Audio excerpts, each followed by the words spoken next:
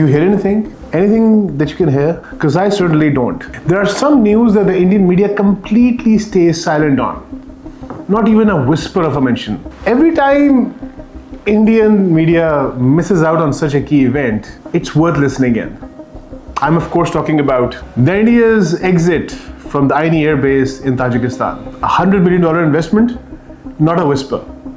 No public statements, no news. The entire Godi media completely evaded the entire topic. Don't worry, we're here for you. This is Radar Mode On, and today we lock on to India's multi-million dollar mistake, the Ayni Airbase or the Hisar Aerodrome.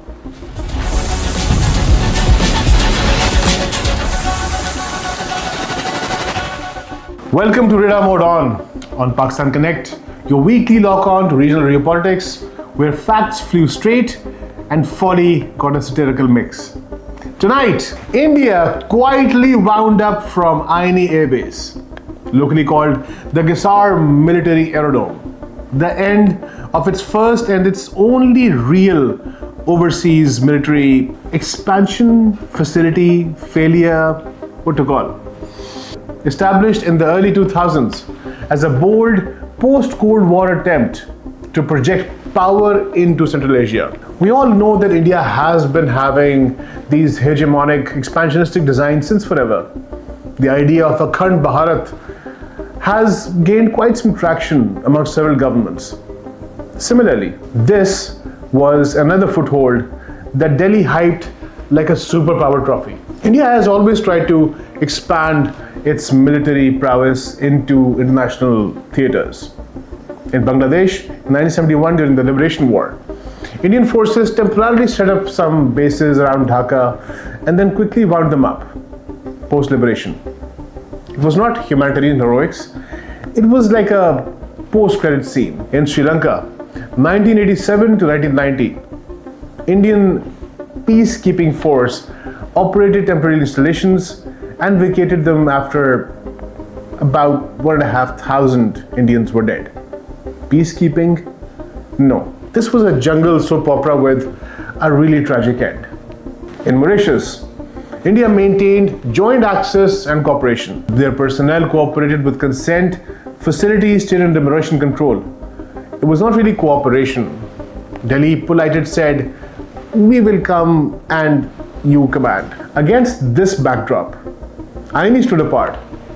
It was India's only truly distinct overseas military foothold, a symbolized projection of power and influence in the region crucial to a long-term security. 2 decades later, that one-of-its-kind experiment fizzled out.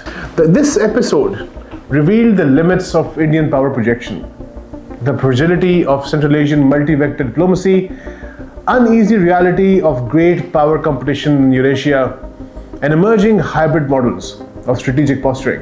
India has not been very fortunate in terms of its projection around the neighborhood. Bangladesh flipped in 2024. Sri Lanka resented bailouts. Bangladesh notably flipped in 2024. Sri Lanka resented its bailouts. Nepal pivoted to China. Chabahar became a ghost town, an overreach pattern. As Pakistan strengthens, India retreats. Lock on. Ayni originated in the immediate aftermath of 9/11. The US invaded Afghanistan. The international order briefly opened to new alignments. In 2002, Vajpayee's government, advised by strategic thinkers including George Fernandez, who was the defense minister at the time, and Ajit Doval.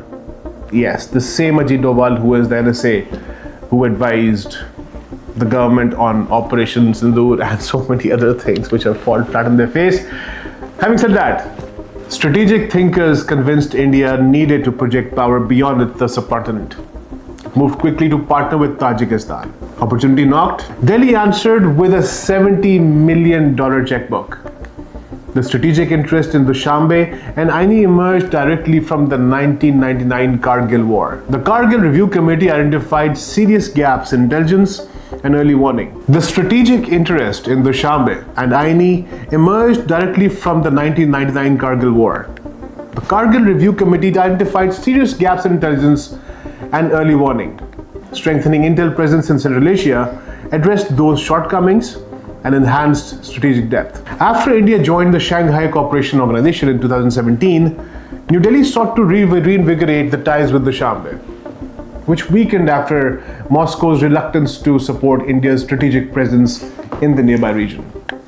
The Indian Air Force and the Border Roads Organization spent roughly $70 million to $100 million rebuilding the airfield just west of the Dushanbe. It featured a 3,200 meters runway, which handled most fixed-wing aircraft, including large cargo lifters, which meant that it could handle any large aircraft, including the IL-76 or the C-5 Galaxy or the C-17 Globemaster. They added new hangars, fuel depots, and maintenance facilities. It declared intent, not just infrastructure. For the first time, India gained a military foothold outside its borders. From tarmac to triumph, more like a pricey postcard saying that we're here, kind of. Its location was very interesting. The Tajik border, mere 20 kilometers away from Azad Kashmir, along the narrow Wakhan corridor within reach of Afghanistan's northern frontier. It symbolized New Delhi's growing confidence to operate west of the Himalayas without relying on Pakistani routes. At the time, observers regarded the move as a masterstroke, a game changer. Isn't everything that Modi ji does a masterstroke and a game changer? Not historically, but that's what they like to call it, isn't it? Notebandi, masterstroke, GST, masterstroke, Sindoor, masterstroke, Muttaqi, genius. We'll see. This gives India an observation post near Afghanistan, a counterweight to Pakistan's influence, and a sign of willingness to engage Central Asian geopolitics, long dominated by Russia and increasingly courted by China. The Wakhan wedge, Delhi's sneaky side door to our backyard. But that raises the question, why Tajikistan does matter? What is the significance of Tajikistan? For India, less immediate utility, but more strategic geography. It's landlocked and impoverished. It's the poorest of the 5 Central Asian republics. Kazakhstan-based agency data shows highest poverty indicators, lowest per capita income, yet closest to the subcontinent and bordered Afghanistan and China. For Russia, Tajikistan hosted its largest overseas base and served as frontline for the Collective Security Treaty Organization, which was for the most part called Russia's NATO. For China, it formed a crucial Belt and Road Initiative node and buffer against instabilities falling from Afghanistan into sensitive Xinjiang. In that crowded environment, India's presence carried symbolic significance. It reminded that Eurasian security architecture avoided a closed-door divide between China and Russia. Crowded room, India crashed the party and got asked to leave. There was some really high-level assertions and assumptions. In 2015 and 2018, high-level Indian analysts cited as a proof of growing regional heft. Ram Nath Kovind and later Prime Minister Narendra Modi visited to reassert the strategically substantive part of India's Central Asia agreement. VIP jets to the Dushanbe, photo ops over power projection. For Pakistan, Ayni symbolized New Delhi's growing confidence. For Pakistan, it endangered us directly, threatened our northern flank, gathered intel on Pakistan, especially in the Azad Kashmir region, Afghanistan operations, forced split versus eastern border. Delhi's high altitude headache for Islamabad until the lease expired. Its objectives were to counter Pakistan, providing visibility and operationality in a volatile region. It exemplified hybrid-based models. As per the book, Great Power Competition in Overseas Bases by Andrew Yao and Isaac Carden, bases evolved beyond combat launch pads, rose dual-up ports, disguised facilities, rotational access points that extended reach without permanent garrisons. Physical presence, however modest, mattered. Construction by the Indian Air Force and the BRO started from 2002 all the way to 2010, revived a Soviet relic. Equipment that was stationed there was mostly rotational Mi-17s, handled humanitarian assistance and disaster relief. It provided relief efforts in the 2010 floods, in the 2015 Pamir quakes, 2014 trials deployed 4 Sukhoi 30 MKIs, IL-76s. They shuttled back and forth from Afghanistan during the American exodus from the Bagram Airbase. Once the situation cleared, these airlifters took away all the staff from the Indian embassy, and they're now in the process of putting them back since Muttaqi came and everybody's so happy and friendly. But no permanent squadrons were present there due to CSTO curves. Operations were more humanitarian relief than positioning of any hard power. Yesterday marked the exodus of all Indian forces from the Ayni Airbase and the Gisar aerodrome. Not a single whisper of this was mentioned in any of the mainstream Indian media news. There was one press conference and that was it. The questions were vague and barely answered. Why is India so embarrassed to admit that they made a large $100 million mistake? Makes you think, right? Why would this not be reported? I'll tell you why. For Pakistan, the counterweight vanished. It restored Afghan influence, one less Delhi dagger in our north. Afghanistan lost its north axis and intel amid renewed contest. For India, it created a vacuum, a symbolic and operational vacuum, under-resourced, underused, and eventually defunct. However, investing $100 million and then coming out empty-handed is cause for a huge embarrassment, especially in a time when Pakistan's military projection is expanding into the Middle East. Indian military presence is kind of shrinking. While its military is being more and more politicized, it is losing power and losing clout in the international military circles. Azerbaijan gained indirect advantage via Pakistan ties, and it countered India via Armenia. For Russia, India's presence initially seemed acceptable, even useful as a hedge against Western penetration. But Moscow's dependence on Beijing deepened right after confrontation with the West amid the Ukraine war. The Russian bandwidth shrank, so accepted a narrower Eurasian order centered on China alignment. However, China once again emerged as a winner. Its calculus stayed straightforward.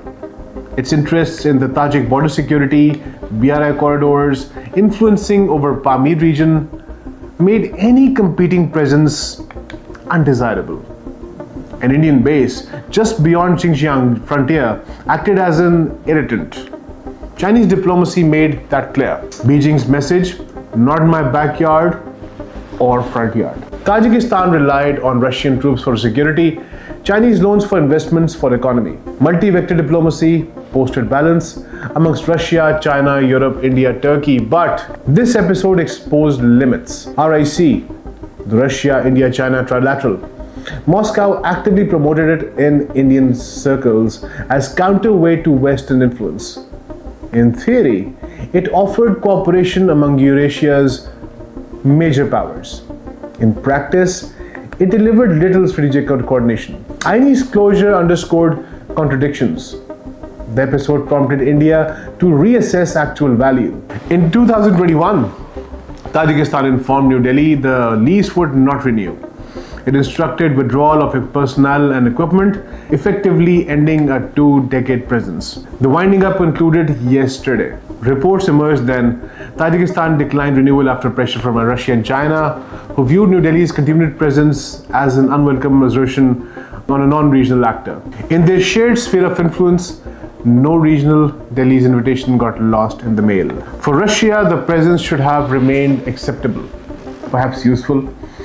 But post-Ukraine realities forced narrower order. Moscow's hedge became a crutch. India wrapped up Ayni quieter than the Americans ran away from Bagram. No midnight flights, no $85 billion in gear left behind, just a polite packing up of Mi-17s and a $70 million receipt in their hand. At least the Taliban threw a party when the US fled. Delhi got a Tajik do not disturb sign. And for China, it was clear. There is no room for irritants. It was a huge waste of funds for India. $70 million bought modest presence that exemplified hybrid principles, gave visibility, optionality, Absence left vacuum, timing amplified sense of loss in Afghan influence. Ayni once offered vital access and intel reach. Despite the 2012 Connect Central Asia promise, engagement stayed under-resourced and uneven. It wasn't just vacating. It was a tactical and strategic retreat. Unavailable in Operation Sindoor, India's military politicized, reach shrank, funds flushed, like building a fortress on rented sand. Pakistan's military grew outside its borders. The Saudi Defense Pact, post-Sindoor projection expanded. We expanded horizons while Delhi folded the map. And here's the aftermath of this event. The broader significance revealed military basing evolution. No longer just launch pads, closure left vacuum others filled. India pushed diplomatic engagement to close AFPAC policy loop in current situations. Many claimed India's presence at Farkhor would do the trick, but limited access did not substitute a full-fledged base at Tajikistan. If New Delhi aimed seriously at becoming Eurasian power, it needed to bear ambition with endurance. Endurance, it's not really their strong suit. Ayni's silent shutdown is most definitely Pakistan's thunderous victory.